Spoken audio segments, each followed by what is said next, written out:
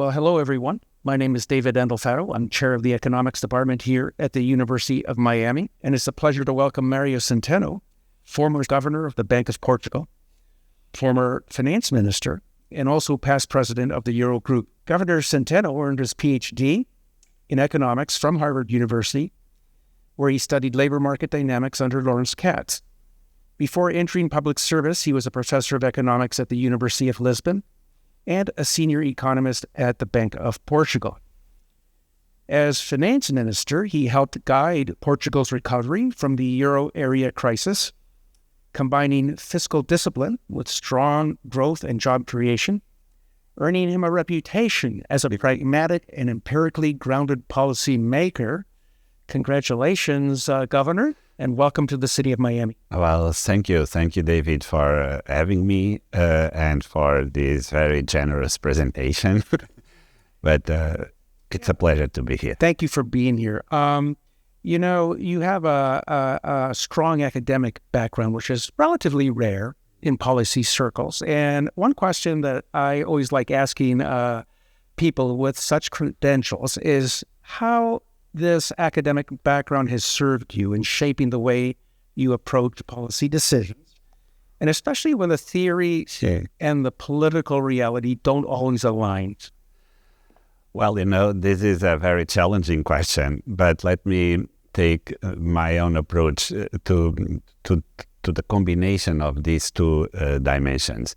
I think the academic background helped me in politics to apply the kind of the methodic doubt that we, at least myself, want always to be applied to knowledge.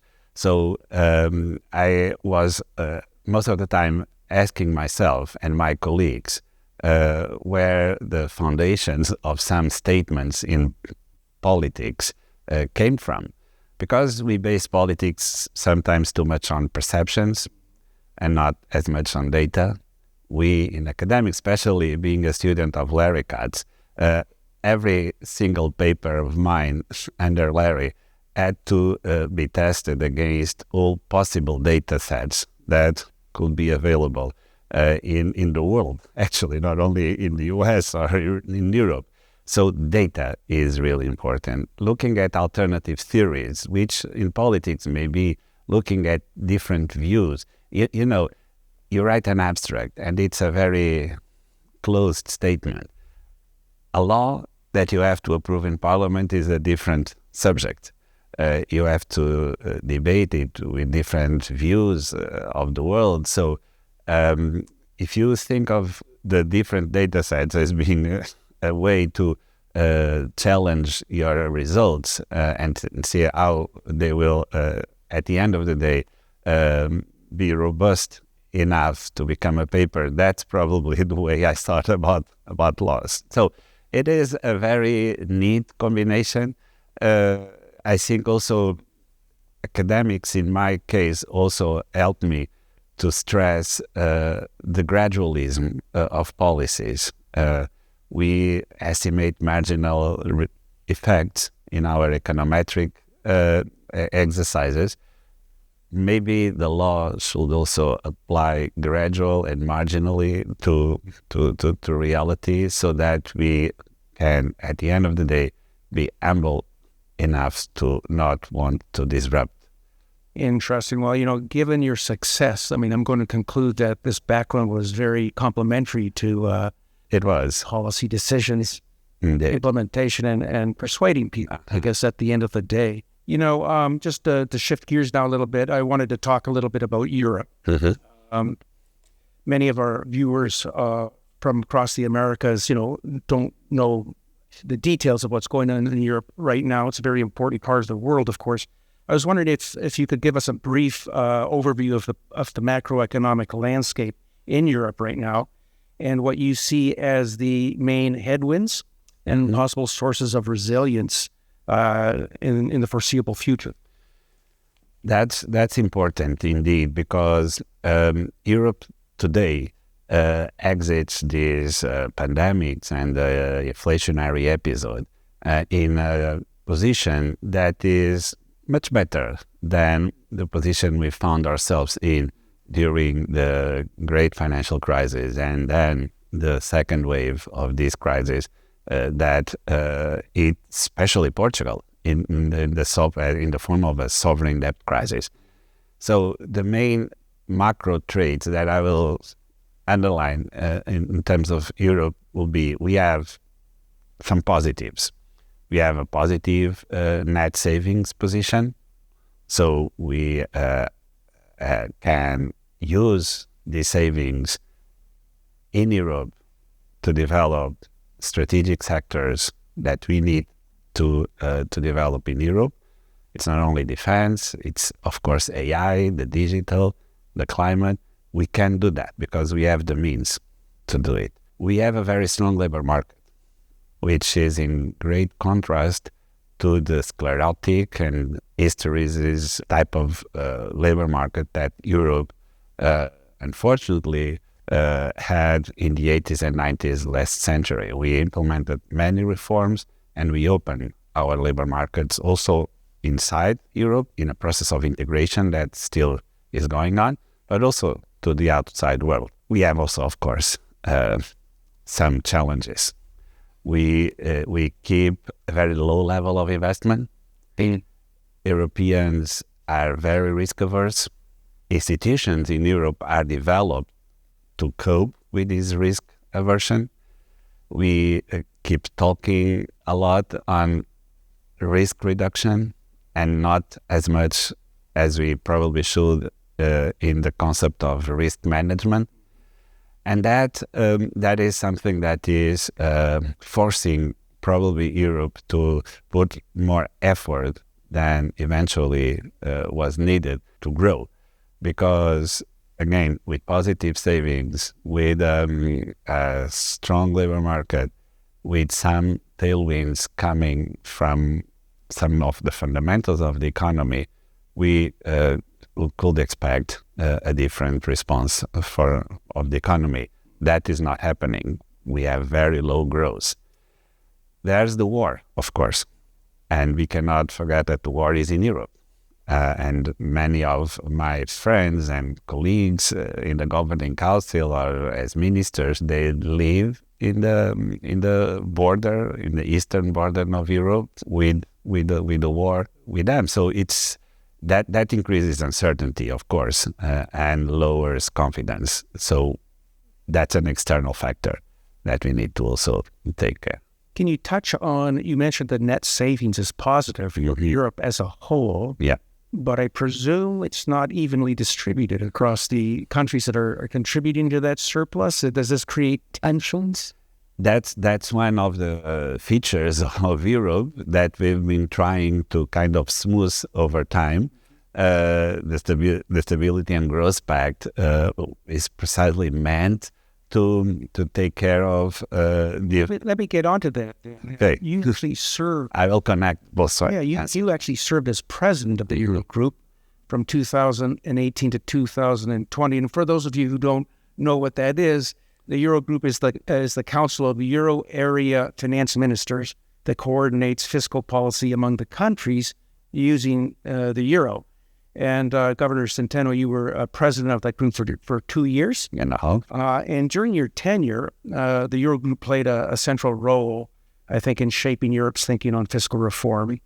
And I think that many of the ideas that you guys discussed ultimately found their way into the 2024 revision of the Stability and Growth Pact. I think. I mean, you would know better than I would, and that's actually going to be my question to you. Looking back on that episode, how much of the new framework reflects the vision that you and your colleagues were advocating at the time? Good. So connecting the two questions, and there's the one word that may connect them very, very, very well, which is in a union like the European Union and the Eurozone within the European Union, because not all members of the European Union are part of the Eurogroup, let me put it like that, we need backstops. We need institutions that can be seen by the markets as able to act if something goes wrong. And at the beginning of the Eurozone, those backstops were simply not there. Then with the crisis, we set up a number of regulations and backstops in the form of financial buffers that one of the most well-known is the European Stability Mechanism to protect sovereigns in case of financial fragmentation. And we kept kind of robusting the euro area institutions with that in mind. So having net positive savings is one of the most easy ways to use those savings is precisely to put them in favor of Europe and saying to the markets, look, we do have the money, so we can protect ourselves. We don't need to go outside Europe to finance or to protect us from these sometimes vagaries that the markets take us. So that's the most clear way we can implement in our policy decision and take benefit from what the economic situation of Europe is. But we did a little bit more. With the revision of the Stability and Growth Pact, we simplified the communication of public finances goals to the citizens. You know, there was one regularity in every crisis in the Eurozone. The support for the euro fell in the context of those crises. The first time this did not happen was in the 2020s, the pandemic crisis. And in my opinion, the reason for that was that Europeans for the first time understood the value, the power of being in a monetary area such as the Eurozone, because the policies we implemented during that crisis were very easily understood by citizens. So the revision and the discussions that we had during my term as president of the Eurogroup and now have been materialized in these revisions, but also in the decisions that other bodies of the Eurozone took, were meant to protect us, to show to markets that we are available to do probably what Mario Draghi announced in 2012, that we will do whatever it takes to save the euro.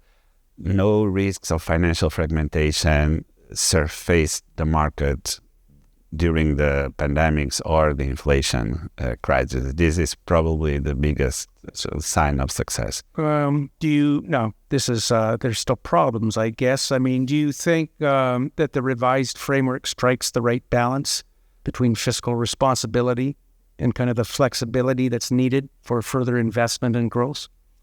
Or, again, as you mentioned, Europeans tend to be very risk-averse, perhaps a bit too risk-averse. Yeah. As Europe's gone too far towards discretion at the expense of credibility as well. I mean, what are some issues that you would have liked to see resolved in this pandemic? Yeah, David, you nailed it perfectly in your question. We need investment. Yeah. And for us to get to the next level in terms of investment in Europe, we need institutions that support this investment, that create the right incentives for it to happen. We have a very big project that is now reaching its end, which was under this umbrella of the Next Generation EU, which were the packages that the European Commission put forward to respond to COVID. But even with that big push from public investment, private investment is not following. So That's a problem. that's a big The problem. region has this net savings, and what is it using it for? Just purchasing U.S. Treasury securities? I mean, it could be investing it domestically. And that's totally right. So we need a big reform, which is the Capital Markets Union. It has been on the table for many, many years. And in my view, we also need a larger central fiscal capacity. In 2019, at the end of 2019, we approved the first budgetary instrument for the Eurozone. It was very, very useful to design the next generation EU. But we now need to go back to a more structural view on this, because many of the important decisions, and important, you don't need big decisions, they are important because they are very focused and in the precise moment. They need what sometimes are called pocket money. It's a decision maker in Europe, and we need to be very confident who has this power, of course, but someone needs to have the power to have at his or her disposal money to respond quick to precise moments in the life of the union. You can't go back every time to the task force and then the working group and then the committee and then the council, and then eventually you take a decision. Sometimes this takes a long time to be operational. A central fiscal capacity with the power and the control, of course, of the countries to respond to specific dimensions. I'm going to put my John Cochrane hat on here because he's the last guy I interviewed. Oh, God. Just imagine what he would say to this. Is that's very nice. The fiscal authority has to have this capacity, but why not the private sector? Why not unleash the private sector? And why wouldn't these firms on their own accumulate the pocket money they need to exploit positive net present value projects?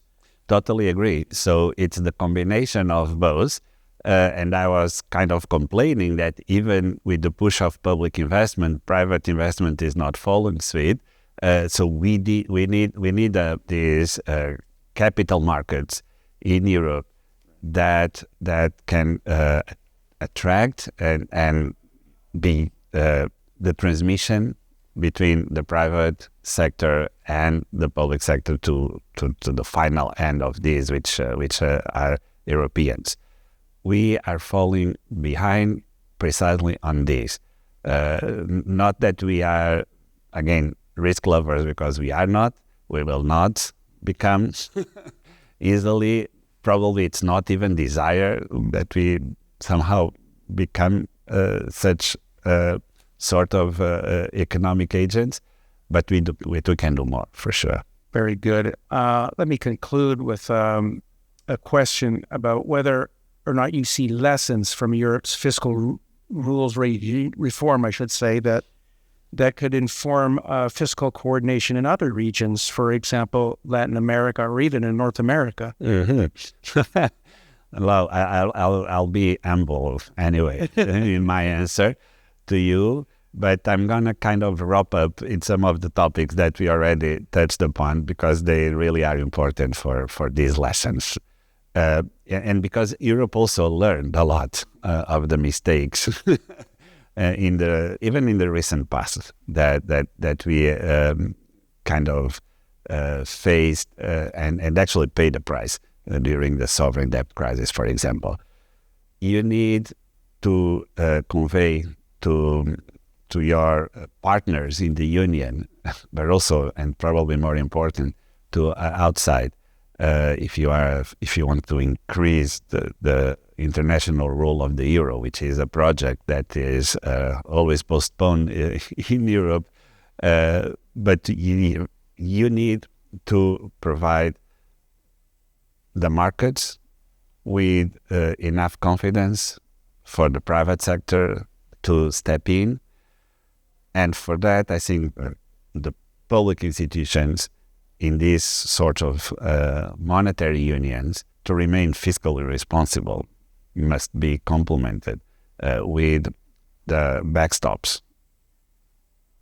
that can provide this confidence. A backstop is an insurance mechanism. It's not to be used, but if it exists, if it's there, that provides the enough confidence and mood to the private sector to enter. Let me tell you that we discussed many years the possibility of Europe to issue a safe asset in euros. And the argument was that it was against the treaty, so there it meant a level of integration that was not compatible with the treaties. But in the context of the pandemics, we actually issued a very large amount of AAA bonds by the European Commission, and it was possible. And it sent to the market a message of trust in the financial context of Europe that, in my view, helped a lot in these risks of financial fragmentation not being really material during the crisis, and the arguments were almost absent under very difficult conditions that we had. So if we continue in that vein, if we continue in that direction, and show others that we also trust ourselves to the level of showing the degree that the degree of integration will not stop, that will provide, in my view, the conditions for the private sector and outside investors also to enter the euro. Well, very good. Thank you so much, Governor. You are here actually you're about to deliver a plenary talk at a conference. We are hosting the 30th anniversary of the CEMLA Conference here in Miami, and held. Great honor. Thank you for accepting our invitation. The and responsibility. The title of my talk is Monetary Policy, Tailwinds and Challenges. There you go. We're going to record the session. We're going to post it later, so anybody looking in here, you can have a look, and we'll provide the link for you, and you can take a look at the governor's plenary talk here. Again, thank you so much. Thank you, David. Joining me here. Thank you. Enjoying. Hope it was useful for you. Thanks.